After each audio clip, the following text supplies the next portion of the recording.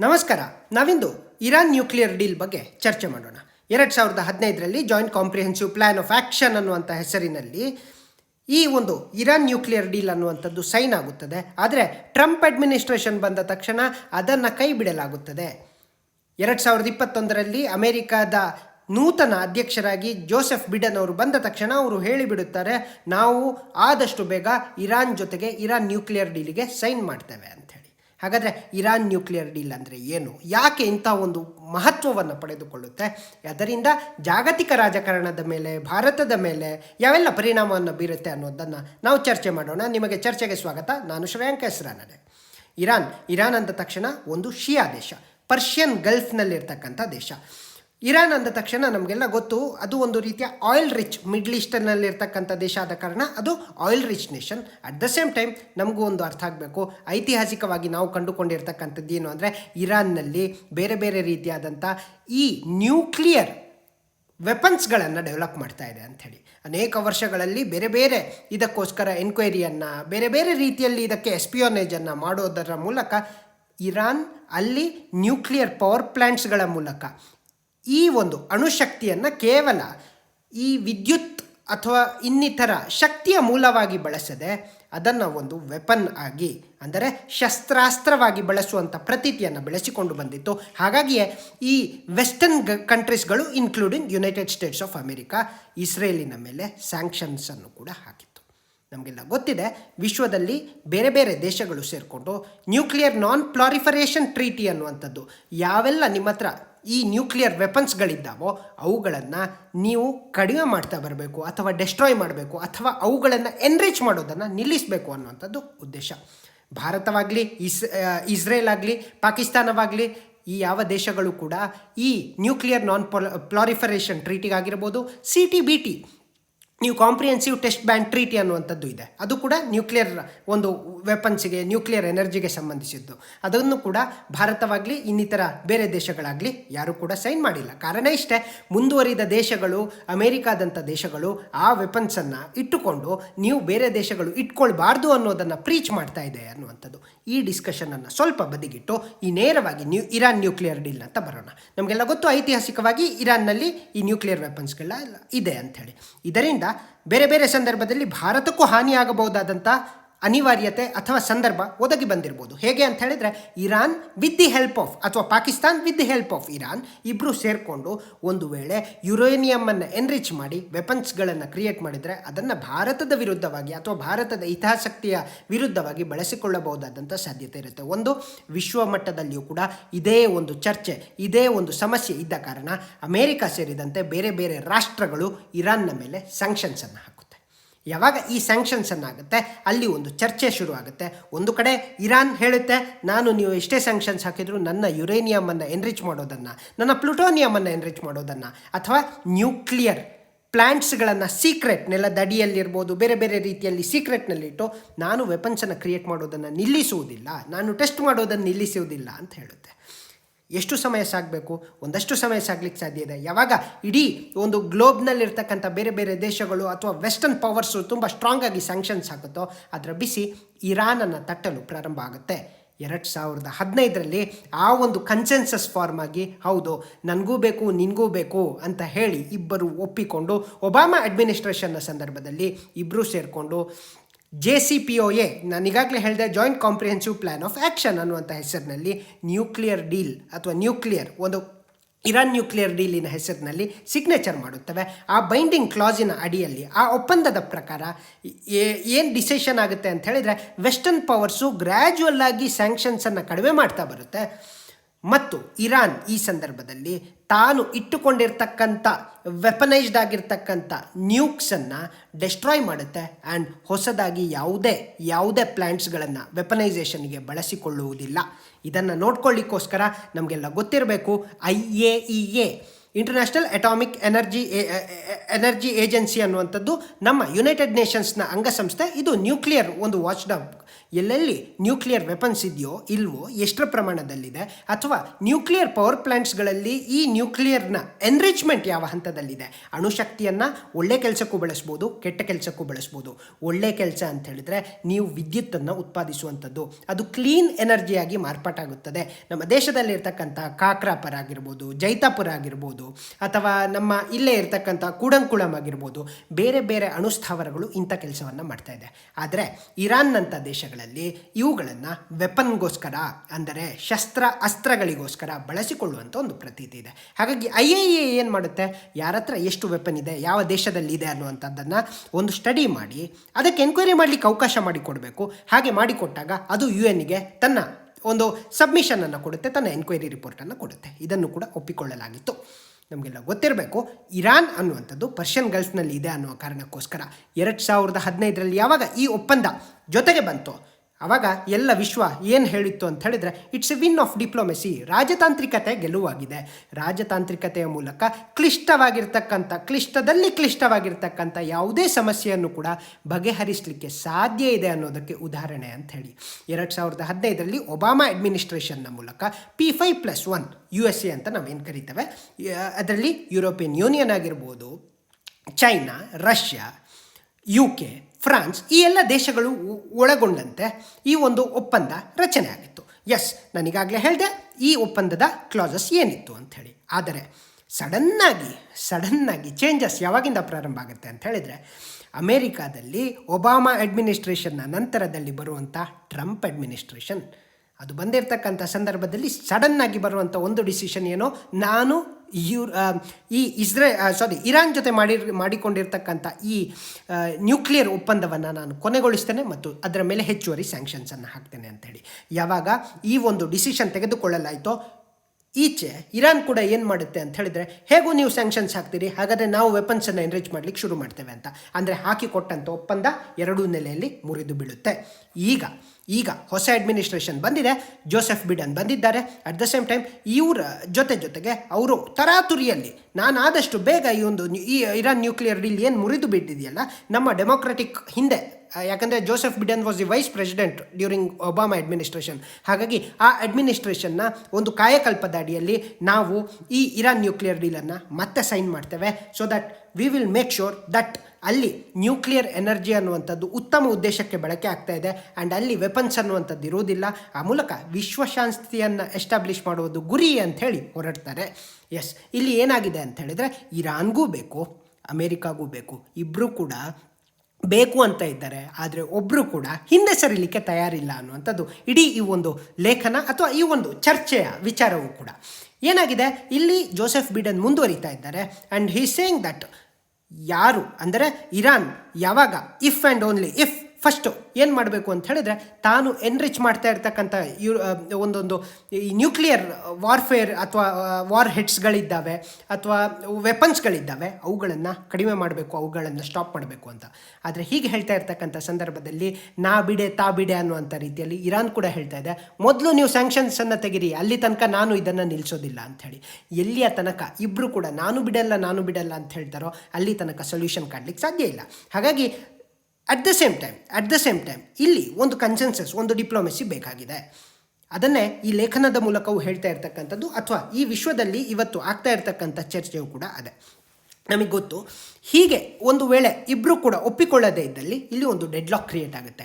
Middle path ಅನ್ನುವಂಥದ್ದು ಬೇಕು. ಇಬ್ಬರು ಕೂಡ ಆಚೆ ಯುರೇನಿಯಂ ಎನ್ರಿಚ್ಮೆಂಟ್, ಇತ್ತೀಚೆಗೆ ವರದಿ ಕೂಡ ಬಂದಿದೆ ಏನಂತ ಹೇಳಿದರೆ, Iran has also accelerated its nuclear programme ಅನ್ನುವಂಥದ್ದು ಜಾಸ್ತಿ ಮಾಡ್ತಾ ಇದೆ ಅನ್ನುವಂಥದ್ದು ಕೂಡ it's a shocking peril. At the same time US ಕೂಡ ನಿಧಾನವಾಗಿ ಸ್ಯಾಂಕ್ಷನ್ಸನ್ನು ಕಡಿಮೆ ಮಾಡ್ತಾ IAEAಗೆ ವಾಚ್ ಡಾಗಿಗೆ ಪರ್ಮಿಷನನ್ನು ಕೊಡಲಿಕ್ಕೆ ಇರಾನ್ನ ಮೇಲೆ ಒತ್ತಡ ಡಿಪ್ಲೊಮೆಸಿಯ ಮೂಲಕ ಸಾಧ್ಯವಾಗಿಸಿ ಇರಾನನ್ನು ಕೂಡ ಮನವೊಲಿಸಿ. ಯಾಕಂದರೆ at the end of the day weapons ಅನ್ನುವಂಥದ್ದು ಇದನ್ನು ಡಿಸ್ಟ್ರಕ್ಷನ್ಸ್ಗೆ ಬಳಸುವಂಥದ್ದು ಅಮೇರಿಕನ್ ಇಂಟ್ರೆಸ್ಟಿಗಿರ್ಬೋದು ಅಥವಾ ಯಾವುದೇ ಇಂಟ್ರೆಸ್ಟಿಗಿರ್ಬೋದು, ಅದರಿಂದ ವಿಶ್ವಶಾಂತಿ ಕಡಡುವಂಥದ್ದು ಸತ್ಯ.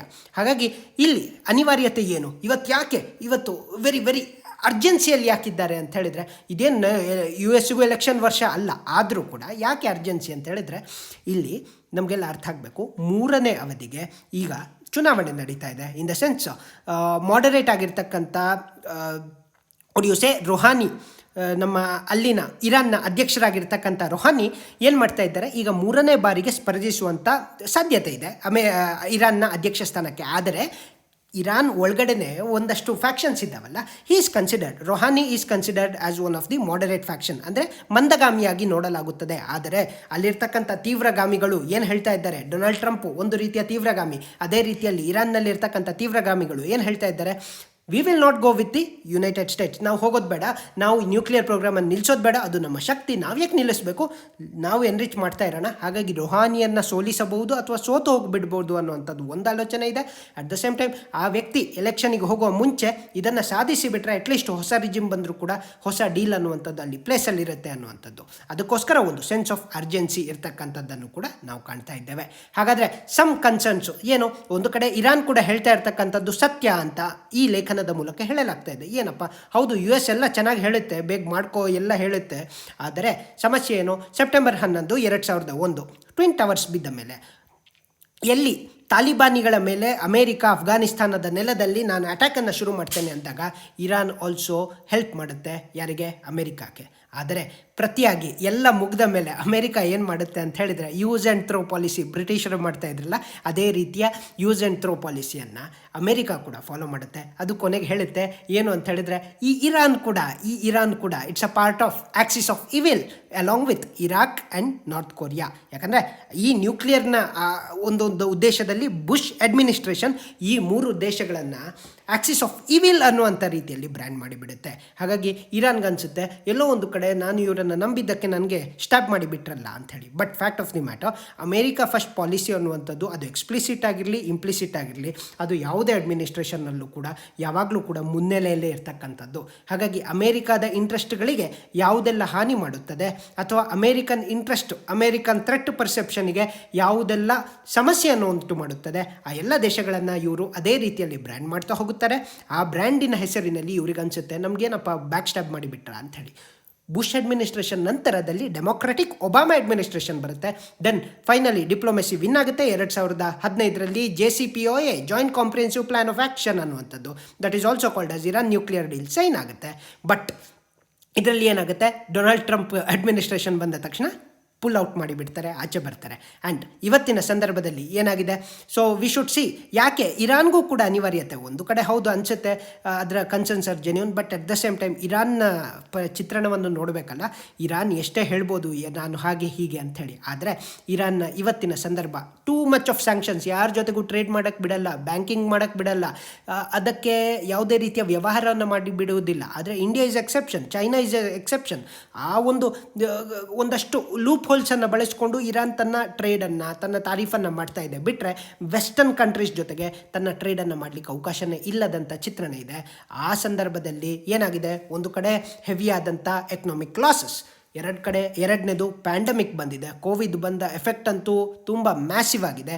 ಮೂರನೇದು ಇಲ್ಲಿ ಭಾಳ ಪ್ರಮುಖವಾಗಿರ್ತಕ್ಕಂಥದ್ದು ಸ್ಯಾಂಕ್ಷನ್ಸ್ ಹಾಕೋದ್ರಿಂದ ಅದನ್ನು ಒಂದು ರೀತಿಯ ಶಾಟರ್ ಆಗಿರ್ತಕ್ಕಂಥ ತುಂಬ ಈ ಒಂದು ಒತ್ತಡದ ಸ್ಥಿತಿಯಲ್ಲಿ ಇರಾನ್ ಅನ್ನುವಂಥದ್ದು ಇದೆ ಅನ್ನುವಂಥದ್ದು. ಆ್ಯಂಡ್ ಮೋಸ್ಟ್ ಇಂಪಾರ್ಟೆಂಟ್ಲಿ ಈ ಕಾರಣಗಳು ಒಂದು ಕಡೆ ಆದರೆ ನಂಬಿಕೆಗೆ ಅರ್ಹವಲ್ಲದ US ಅನ್ನುವಂಥದ್ದು, ಅಲ್ಲಿ ಒಂದು ಕನ್ಸಿಸ್ಟೆನ್ಸಿಯೇ ಇಲ್ಲ. ಈ ಅಡ್ಮಿನಿಸ್ಟ್ರೇಷನ್ ಬಂದು ಇದು ಮಾಡುತ್ತೆ, ಇನ್ನೊಂದು ಅಡ್ಮಿನಿಸ್ಟ್ರೇಷನ್ ಬಂದು ಮತ್ತೊಂದು ಮಾಡುತ್ತೆ ಅಂತ ಇರಾನ್ ಯಾವಾಗಲೂ ಕೂಡ ದೂಷಿಸ್ತಾ ಇರುತ್ತೆ. ಆ್ಯಂಡ್ ನಿಮಗೆಲ್ಲ ಗೊತ್ತಿರ್ಬೋದು, ಡೊನಾಲ್ಡ್ ಟ್ರಂಪ್ ಅಡ್ಮಿನಿಸ್ಟ್ರೇಷನ್ ಹೋಗೋ ಮುಂಚೆ ಹೋದ ವರ್ಷ ಜನವರಿ 2020 Qasim Soleimani, who is that, he was the guards ಅನ್ನುವಂಥದ್ದು ಒಂದು ಸ್ಪೆಷಲ್ ಗಾರ್ಡ್ಸಿನ ಇರಾನ್ನ, ಅಂದರೆ ಈ ಲೋಕಲ್ ಹಂತದಲ್ಲಿ ಅಥವಾ ರೀಜ್ನಲ್ ಆಗಿರ್ತಕ್ಕಂಥ ಒಂದಷ್ಟು ಆಪ್ರೇಷನ್ಸ್ಗಳನ್ನು ಮಾಡಲಿಕ್ಕೆ ಇದ್ದಂಥ ಕಾಸಿಮ್ ಸುಲೈಮಾನಿಯನ್ನು ಹೊಡೆದಾಕಲಾಗುತ್ತದೆ.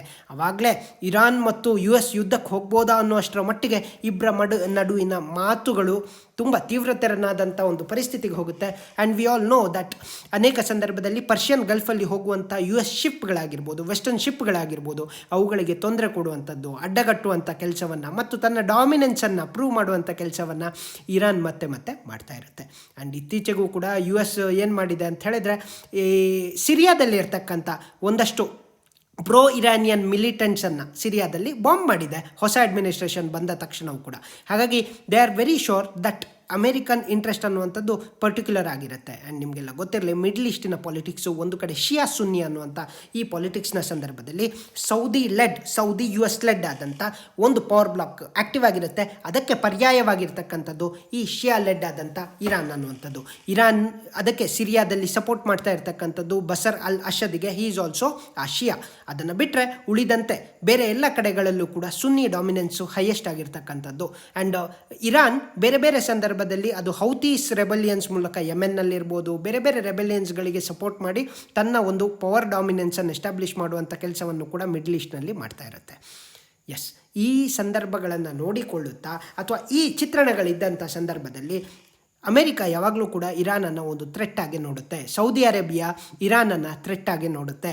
ಅಥವಾ ಬೇರೆ ದೇಶಗಳು ಕೂಡ ಒಂದಷ್ಟು ದೇಶಗಳು ಇರಾನನ್ನು ಥ್ರೆಟ್ ಆಗಿ ನೋಡುತ್ತೆ. ಆದರೆ ಬದಲಾಗಿರ್ತಕ್ಕಂಥ ಚಿತ್ರಣ, ಒಂದು ಕಡೆ ಸ್ಯಾಂಕ್ಷನ್ಸ್ ಎಲ್ಲ ಈ ಪ್ರೆಷರಲ್ಲಿದೆ, ಇನ್ನೊಂದು ಕಡೆ ಇಸ್ರೇಲ್ ಅನ್ನುವಂಥದ್ದು ತನ್ನ ಡಿಪ್ಲೊಮೆಸಿಯನ್ನು ರಿಫಾರ್ಮೇಟಿವ್ ಆಗಿ ಅಥವಾ ರೀಕನ್ಸ್ಟ್ರಕ್ಟಿವ್ ಮಾಡ್ತಾ ಇದೆ. ಹೇಗೆ UAE ಜೊತೆಗೆ ಹೊಸ ಸಂಬಂಧವನ್ನು ಬೆಸೀತಾ ಇದೆ, ಬೇರೆ ಬೇರೆ ಈ ಮಿಡ್ಲ್ ಈಸ್ಟಲ್ಲಿರ್ತಕ್ಕಂಥ ದೇಶಗಳ ಜೊತೆಗೆ ಒಳ್ಳೆಯ ಬಾಂಧವ್ಯವನ್ನು ಬೆಸೀತಾ ಇದೆ. ಆ್ಯಂಡ್ ಗೊತ್ತಿಲ್ಲದೆ ಸೈಲೆಂಟಾಗಿ ಮೊಸಾದನ್ನು ಬಳಸಿಕೊಂಡು ಮತ್ತು ಸೈಬರ್ ವಾರ್ಫೇರ್ನ ಮೂಲಕ ಅನೇಕ ಈ ಅಂಡರ್ಗ್ರೌಂಡಲ್ಲಿ ಇರ್ತಕ್ಕಂಥ ಅಥವಾ ಬೇರೆ ಬೇರೆ ರೀತಿಯಾದಂಥ ನ್ಯೂಕ್ಲಿಯರ್ ಪವರ್ ಪ್ಲ್ಯಾಂಟ್ಸ್ಗಳ ಮೇಲೆ ದಾಳಿ ಮಾಡಿಸ್ತಾ ಇದೆ. ಗೊತ್ತಿಲ್ಲದಂತೆ ಇರೋ ಪ್ಲ್ಯಾಂಟ್ಸ್ಗಳನ್ನೆಲ್ಲ ಬ್ಲಾಸ್ಟ್ ಮಾಡಿಸ್ತಾ ಇದೆ. ಸಿಂಪ್ಲಿ ಪುಟ್ ಅದು ಹೇಳುತ್ತೆ, ಇರಾನ್ ಎನ್ರಿಚ್ ಮಾಡುವಂಥದ್ದು ಯಾರಿಗೆ ಬಳಕೆ ಆಗುತ್ತೆ ಅಂತ ಹೇಳಿದರೆ ಇಸ್ರೇಲಿಗೆ ಮೊದಲ ಬಳಕೆ ಆಗುವಂಥ ಸಾಧ್ಯತೆ ಇರುತ್ತೆ.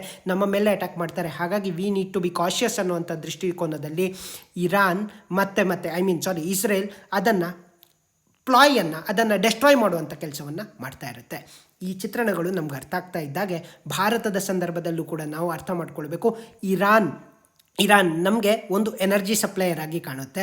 ಎರಡನೇದು, ನಾವು ಚಾಬಹಾರ್ ಪೋರ್ಟ್ ಪ್ರಾಜೆಕ್ಟ್ ಮಾಡಿದ ಮೇಲೆ ಚಾಬಹಾರ್ ಬಂದರು ಎಲ್ಲಿ ಪಾಕಿಸ್ತಾನದಲ್ಲಿ ಚೀನಾ ಮೂಲಕ ಗ್ವಾದಾರ್ ಪೋರ್ಟ್ ಪ್ರಾಜೆಕ್ಟ್ ಆಗಿದ್ದರೆ, ನಾವು ಇರಾನ್ನ ಮೂಲಕ ಚಾಬಹಾರ್ ಪೋರ್ಟ್ ಪ್ರಾಜೆಕ್ಟನ್ನು ಅದರ ಮೂಲಕ ಒಂದು ಲ್ಯಾಂಡ್ ಕನೆಕ್ಟಿವಿಟಿ ಎಲ್ಲಿಗೆ ಅಫ್ಘಾನಿಸ್ತಾನಿಗೆ ಕನೆಕ್ಟ್ ಮಾಡುವಂಥ ಒಂದು ಪ್ರಯತ್ನ. ಆ್ಯಂಡ್ ತೀರಾ ಸ್ಯಾಂಕ್ಷನ್ಸ್ ಇದ್ದಂಥ ಸಂದರ್ಭದಲ್ಲಿಯೂ ಕೂಡ ನಮ್ಮ ಜೊತೆಗೆ ಫ್ಲೆಕ್ಸಿಬಿಲಿಟಿ, ಇರಾನ್ ಜೊತೆಗೆ ಒಂದಷ್ಟು ಎನರ್ಜಿ ಸೆಕ್ಯುರಿಟಿಗೋಸ್ಕರ ಇಂಧನಗಳನ್ನು ತೆಗೆದುಕೊಳ್ಳಿಕ್ಕೆ ಒಂದಷ್ಟು ಫ್ಲೆಕ್ಸಿಬಿಲಿಟಿಯನ್ನು ಮಾಡಿಕೊಂಡಿದ್ದು ಕಾರಣ, ಅಮೆರಿಕದ ಜೊತೆಗೆ ಉತ್ತಮ ಬಾಂಧವ್ಯ ಇದ್ದದ್ದು ಕೂಡ ಅದಕ್ಕೆ ಕಾರಣವಾಗಿದೆ.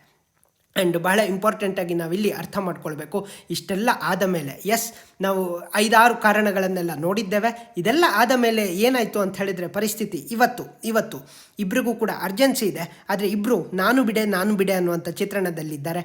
ಆದರೆ ಒಂದು ವೇಳೆ ಇರಾನ್ ನ್ಯೂಕ್ಲಿಯರ್ ಡೀಲ್ ಅನ್ನುವಂಥದ್ದಾದರೆ ಇರಾನ್ನ ಪ್ರಾಸ್ಪರಿಟಿಗೂ ಕೂಡ ವಿನ್ ಸಿಚುವೇಶನ್. ಯಾಕಂದರೆ ಸ್ಯಾಂಕ್ಷನ್ಸ್ ಲಿಫ್ಟ್ ಆಗುತ್ತೆ, ತಾನು ನ್ಯೂಕ್ಲಿಯರ್ ಯಾರಿಗೂ ತೊಂದರೆ ಕೊಡ್ತಾ ಇಲ್ಲ ಅಂತ ಹೇಳಿದರೆ ಎಲ್ಲ ದೇಶಗಳು ಎಕನಾಮಿಕ್ ಆಗಿರ್ಬೋದು ಅಥವಾ ಬೇರೆ ರೀತಿಯಾದಂಥ ಪಾರ್ಟ್ನರ್ಶಿಪ್ಪನ್ನು ಬೆಳೆಸಲಿಕ್ಕೆ ಸಾಧ್ಯ ಆಗುತ್ತೆ. ಆ್ಯಂಡ್ ಮೋಸ್ಟ್ ಇಂಪಾರ್ಟೆಂಟ್ಲಿ ಇಂಡಿಯಾಗೂ ಕೂಡ ಚಾಬಹಾರ್ ಪೋರ್ಟ್ ಸೇರಿದಂತೆ ಬೇರೆ ಬೇರೆ ರೀತಿಯಾದಂಥ ರೋಡ್ ಆಗಿರ್ಬೋದು, ರೈಲ್ ಪ್ರಾಜೆಕ್ಟ್ಸು ತುಂಬ it is going to be very massive and very infrastructure projects ಆಗಿರ್ಬೋದು, ಡೆವಲಪ್ಮೆಂಟಿಗೆ ಹೈಯೆಸ್ಟ್ ಪೊಟೆನ್ಷಿಯಲ್ ಇರ್ತಕ್ಕಂಥ region.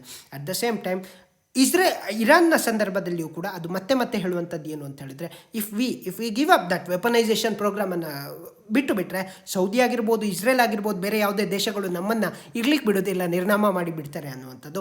That I am not going to comment. But fact of the matter, ಈ ವೆಪನೈಸೇಷನ್ ಅನ್ನುವಂಥದ್ದು ಮತ್ತೊಂದಕ್ಕೆ ವೆಪನ್ ಮಾಡಲಿಕ್ಕೆ ಒಂದು ಪ್ರೇರಣೆಯನ್ನು ಕೊಡುವಂಥದ್ದು ಸತ್ಯ. ಆ್ಯಂಡ್ ಥ್ರೆಟ್ ಪರ್ಸೆಪ್ಷನ್ ಯಾವಾಗಲೂ ಇದ್ದಿದ್ದೆ ಇರಾನ್ನಿಂದ, and we all know the history. ಅದಕ್ಕೋಸ್ಕರ ಇಲ್ಲಿ ಏನಾಗಬೇಕಾಗಿದೆ ಅಂತ ಹೇಳಿದರೆ, ಮೂಲಭೂತವಾಗಿ ಇರಾನ್ ಕೂಡ ತಾನು ನ್ಯೂಕ್ಲಿಯರ್ ಎನ್ರಿಚ್ಮೆಂಟ್ ಮಾಡೋದಿಲ್ಲ ಅಂತ ಹೇಳಬೇಕು, IAEAಗೆ ಪರ್ಮಿಷನನ್ನು ಕೊಡಬೇಕು. ಆ್ಯಂಡ್ UN ವಾಚ್ ಡಾಗ್ ಅದು ಬಂದು ಹೇಳುತ್ತೆ ಎಷ್ಟಿದೆ, ಏನಿದೆ, ಯಾವ ಪ್ರಮಾಣದಲ್ಲಿದೆ, ಯಾವ ಮಟ್ಟಿನ ಎನ್ರಿಚ್ಮೆಂಟ್ ಆಗ್ತಾ ಇದೆ ಅಂಥೇಳಿ. ಆ್ಯಂಡ್ ಹೀಗೆ ಆಗ್ತಾ ಇರ್ತಕ್ಕಂಥ ಪ್ರಾಸೆಸ್ನಲ್ಲಿ ಅಮೆರಿಕ ಕೂಡ ತನ್ನ ಸ್ಯಾಂಕ್ಷನ್ಸನ್ನು ಕಡಿಮೆ ಮಾಡ್ತಾ ಬರಬೇಕು. So win situation. ಯಾಕಂದರೆ ಇವತ್ತು ಹಸನ್ ರುಹಾನಿ ಅನ್ನುವಂಥ ಒಬ್ಬ ಅಧ್ಯಕ್ಷ, ಈ ಒಂದು ವೇಳೆ ಇಫ್ ಈಸ್ ಕನ್ಸಿಡರ್ಡ್ ಮಾಡರೇಟ್, ಈ ವ್ಯಕ್ತಿ ಇರ್ತಕ್ಕಂಥ ಸಂದರ್ಭದಲ್ಲಿ ಆಗಿ ಹೋದರೆ ಚಂದ. ಇಫ್ ರ್ಯಾಡಿಕಲ್ ಆಗಿರ್ತಕ್ಕಂಥ ಇನ್ನಷ್ಟು ಎಕ್ಸ್ಟ್ರೀಮಿಸ್ಟ್ ಆಗಿರ್ತಕ್ಕಂಥ ಯಾವುದಾದ್ರೂ ಫೋರ್ಸಸ್ಸು ಮತ್ತೆ ಅಧಿಕಾರಕ್ಕೆ ಬಂದರೆ ಆ್ಯಂಡ್ ಥರ್ಡ್ ಟರ್ಮಲ್ಲಿ ರುಹಾನಿ ಬರದೇ ಹೋದಲ್ಲಿ ಅಗೇನ್ ಅಮೆರಿಕದ ಸಂದರ್ಭದಲ್ಲೂ ಕೂಡ ಇದು ಕಗ್ಗಂಟು ಆ್ಯಂಡ್ ವಿಶ್ವದ ಶಾಂತಿಗೂ ಕೂಡ ಒಂದು ಕಗ್ಗಂಟಾಗಿರಲಿದೆ. ಹಾಗಾಗಿ US wants to scuttle Iran's nuclear programme and Iran wants to relieve from sanctions. Iran wants relieve from sanctions. They should stick to the diplomatic path for a breakthrough, because diplomacy, ರಾಜತಾಂತ್ರಿಕತೆ is the ultimate. ಯುದ್ಧವನ್ನು ತಪ್ಪಿಸಲೂಬಹುದು, ದೊಡ್ಡ ದೊಡ್ಡ ಸಮಸ್ಯೆಯನ್ನು ಸಮನಾದಂಥ ಒಂದು table ಮೇಲೆ ಕೂತ್ಕೊಂಡು ಸರಳವಾಗಿ ಪರಿಹರಿಸಲಿಕ್ಕೆ ಸಾಧ್ಯತೆ ಇರತಕ್ಕಂಥ ಈ ರಾಜತಾಂತ್ರಿಕ ಶಕ್ತಿಯನ್ನು ಬಳಸಿಕೊಂಡು ಎರಡೂ ದೇಶಗಳು ಮತ್ತು ಇನ್ನಿತರ ಈ ಸ್ಟೇಕ್ ಹೋಲ್ಡರ್ಸ್ ಅಂತ ಯಾರೆಲ್ಲ ಇದ್ದಾರೆ, P5+1 ಅಂತ ಏನು ಕರಿತೇವೆ, ಇವರೆಲ್ಲರೂ ಕೂಡ ಇನ್ವಾಲ್ವ್ ಆಗಿ ಇದಕ್ಕೆ ಒಂದು ಶಾಂತಿ ಮತ್ತು ಸಂಧಾನದ ಮಾತುಕತೆಯ ಮೂಲಕ, ಮೋಸ್ಟ್ ಇಂಪಾರ್ಟೆಂಟ್ಲಿ ಇಲ್ಲಿ ವೆಪನ್ ಇಲ್ಲದ, ವೈಲೆನ್ಸ್ ಇಲ್ಲದ ಒಂದು ಮಧ್ಯಮ ವರ್ಗವನ್ನು ಕಂಡುಕೊಳ್ಳಬೇಕಾದಂಥ ಅನಿವಾರ್ಯತೆ ಇರಾನ್ಗೂ ಇದೆ, ಅಮೆರಿಕಕ್ಕೂ ಇದೆ, ವಿಶ್ವಕ್ಕೂ ಇದೆ, ಭಾರತಕ್ಕೂ ಇದೆ ಅನ್ನೋದನ್ನು ನೆನಪು ಮಾಡಿಕೊಡುತ್ತಾ ನನ್ನ ಚರ್ಚೆಯನ್ನು ಮುಗಿಸ್ತೇನೆ. ಧನ್ಯವಾದ. ಜೈ ಹಿಂದ್. Thank you.